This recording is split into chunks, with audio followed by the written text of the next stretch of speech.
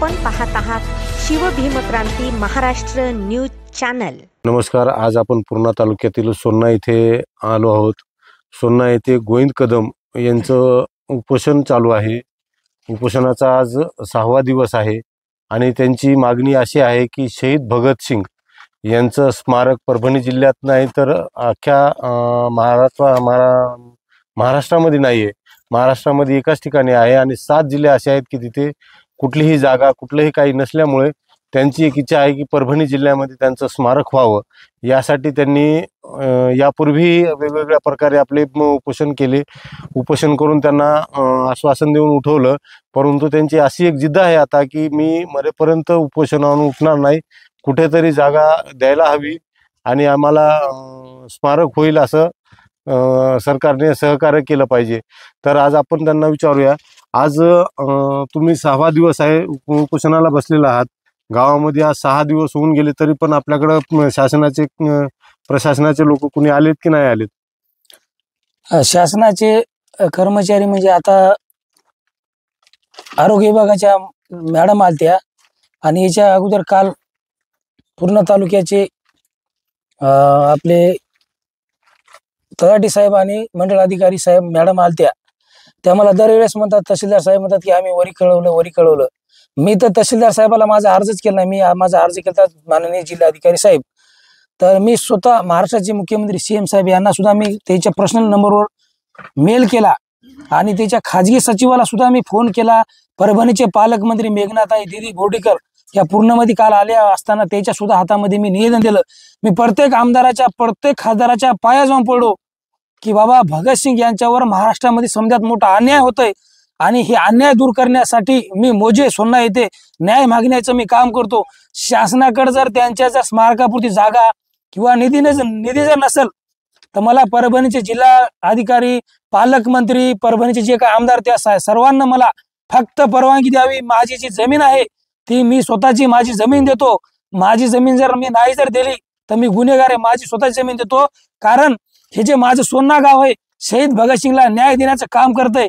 कारण पाठीमागल्या हप्त्यामध्ये गेल्या महिन्यामध्ये शहीद भगतसिंग यांची 118वी जयंती ह्या माझ्या सोन्ना गावाने केली आणि ह्या महाराष्ट्रामध्ये अनेक गावं अनेक तालुके आहेत, परंतु हे सोन्ना हे गाव असं आहे की शहीद भगतसिंगाला न्याय दिला आणि हा जे सोन्ना आहे हे न्याय म्हणून गाव ओळखले जाणार। या इथून पुढे हे सोन्ना गाव आहे हे भगतसिंगला न्याय दिला म्हणून न्यायभूमी म्हणून मोजे सोन्ना गाव ओळखले जाईल। आणि भगतसिंग यांचा हा लढा मी का हातामध्ये एवढा घेतला? 116 दिवस त्यानं पाणी पिलं नाही, 116 दिवस जेवण केलं नाही आणि वयाच्या 13व्या वर्षी ते भारत मातेसाठी आपल्या देशासाठी शहीद झाले। ते काय म्हणतात आजच्या तरुणाला, आजच्या नागरिकाला, जरी झाली असेल मला फाशी मी तुम्हाला ठेवलं उपाशी, सर्वांना केलं भारतभूषा रहिवासी। आज माझी रहिवासी म्हणून त्याची ओळख आहे, माझी ओळख आहे, म्हणून मी त्याच्यावर एक लय मोठा अन्याय झाला ते अन्याय दूर करण्याचं मी अहोरात्र काम करतो। पदयात्रा काढली, माझं 3रं उपोषण आहे आणि मी माझ्या गावामध्ये जयंती केली। सर्वसामान्य घरातला माणूस आहे, मला 1 एकर जमीन आहे, 2 जागा माझ्या नावानं 16 गुंठे, एका जागा 11 गुंठे, याच्या पुढे पलीकडे माझ्या नावानं जमीन सुद्धा नाही आणि मी रिक्षा चालक आहे। मग 1ही रुपयाचं उत्पन्न नाही। आज मी 13 वर्षापासून शहीद भगतसिंगचं काम करतो। आजपर्यंत मी सांगलाय, मग तुमच्या माध्यमातून सांगतो 288 शाखा काढल्यात मी आणि जर याची रिस्तर जर चौकशी झाली तर 288 शाखा ओपनिंगचा मी स्वतः एक युवक आहे। मात्र मी आतापर्यंत शासनात ऐकलं मी हेड्यासारखं राहिलो। मला जेव्हा कादंबऱ्या पुस्तक वाचले तेव्हा मला विषय कळाला आणि मी शहीद भगतसिंग मरण्यासाठी सुद्धा तयार आहे, कारण ते शहीदांचे राजे आहेत। एखाद्या शहीद सैनिकाला तहसीलदार साहेब, कलेक्टर साहेब गायरानातली 10 एकर जमीन देतात, स्वागत त्याचे त्या निर्णयावर। मग त्याच्या नावाने जशी तुम्ही जमीन देता तसं शहीद भगतसिंगच्या नावानं तुम्ही कुठेतरी जागा द्या। जर तुम्हाला जागा द्यायची नसेल तर हा गोविंद कदम वाघ म्हणून तयार आहे, फक्त स्मारकाला परवानगी द्या, विरोध करू नका अशी शेवटची कळकळीची नसेल। स्मारकाला याला विरोध करायचा असेल नाही तर स्मारकाला निधी किंवा करू द्यायचं नसेल तर माझी अंतविधी ठरलेली आहे, कारण मी एक जिद्दी माणूस आहे। आज माझ्या अंगामध्ये ताकद एवढी बोलण्याची का 6 दिवस असून मी कुठलंही व्यसन करीत नाही। मला एकच व्यसन आहे की ज्या महामानवाला ह्या मातीमध्ये जर न्याय मिळत नसेल तर हे नागरिक पण मला काय असं आवडत नाही, कारण बाबासाहेबांच्या पुण्याईमुळे देशाला एक राज्यघटना मिळाली, प्रत्येकाचा अधिकार मागण्याचा। आज मी उपोषण करतो कलम 19 नुसार।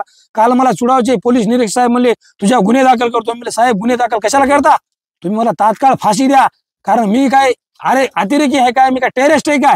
जर मी आतंकवादी असेल तर आज परभणीचे जिल्हा अधिकारी साहेबांना माझं गाव सोन्ना पूर्ण तालुक्यापासून 12 किलोमीटर अंतरावर आहे, नरापूर पासून डायरेक्ट मध्ये यायचं आणि माझ्यावर AK-47 थर थर गोळ्या घालायच्या. आणि माझं हेच नाही, माझं प्रत्येक कॅरेक्टर चेक करायचं की मी कुठं काय चुकीचं करत असेल. मी जर आतंकवादी असेल तर आज माझ्या गावाचं एक समजात मोठी गोष्ट आहे की मी जर ह्या सोन्याचा जर आतंकवादी असेल, आज माझं इथं हाकीच्या अंतरावर स्मशानभूमी परभणीचे जिल्हाधिकारी चव्हाण साहेब यांनी धडधड माझ्या गोळ्या खावा.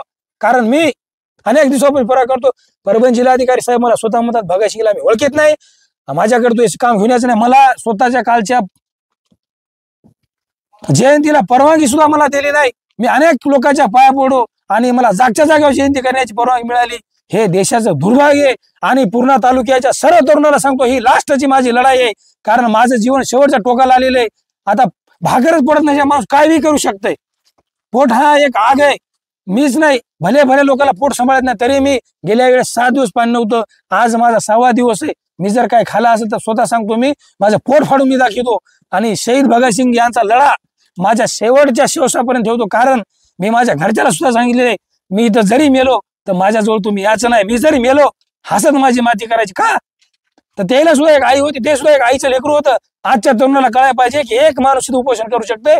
मग ऐकल्यासाठी त्याने केलं काय? सर्वांसाठी केलंय. मला अभिमान वाटतंय की मी त्या गोष्टीसाठी मी पुढे आलो. महाराष्ट्रात पहिला तरुण मी आहे. मौजे सोन्ना हे गाव शहीद भगतसिंगासाठी पहिलं गाव हे की त्याच्यासाठी अवरात्र कष्ट करते. मला एक सांगा तुम्ही, माझं वय 35 वर्ष आहे. मी अनेक गावामध्ये जाऊन बघितलं स्मारक कुठंच नाही. प्रत्येक जिल्ह्यात जाऊन बघितलं. काल मी महाराष्ट्राचे मुख्यमंत्री साहेब अशोकराव चव्हाण साहेब यांना सुद्धा मी जाऊन बोललो की या स्मारकासाठी थोडीशी मला तुम्ही मदत करा. आणि मी कुठल्याही शासनाला एकही रुपया मागत नाही. आज मला शासनानं आज मला म्हणावं की गोविंद कदम तू स्मारक कर, मी उद्या सकाळी स्मारक आणून बसतो. मी इथं आणून स्मारक बसवतो, त्या दिवशीच मी उठतो. फक्त मला शासनानं संविधानाच्या मार्गाने मला परवानगी द्यावी ही माझी शेवटची विनंती आहे. आणि माझा जीव जरी गेला तरी मी हे उपोषण माझं सोडणार नाही. का तर मी 2 वेळेस शासनाच्या तहसीलदार कलेक्टरमुळे मी 2 वेळेस सोडलं. ह्या वेळेस मी सोडणार नाही. कारण उपोषण करणं निवेदन देणं हे काय असं सोपं नाही. आणि समजा करत असताना मीच करतो हे समजा निवेदन देणं रितसर करणं. आता माझं शरीर जग थकलंय आणि माझा शेवटचा श्वास शहीद भगतसिंगसाठी राहील. इन्कलाबाद जिंदाबाद, भारत माता की जय हो, वंदे मातरम.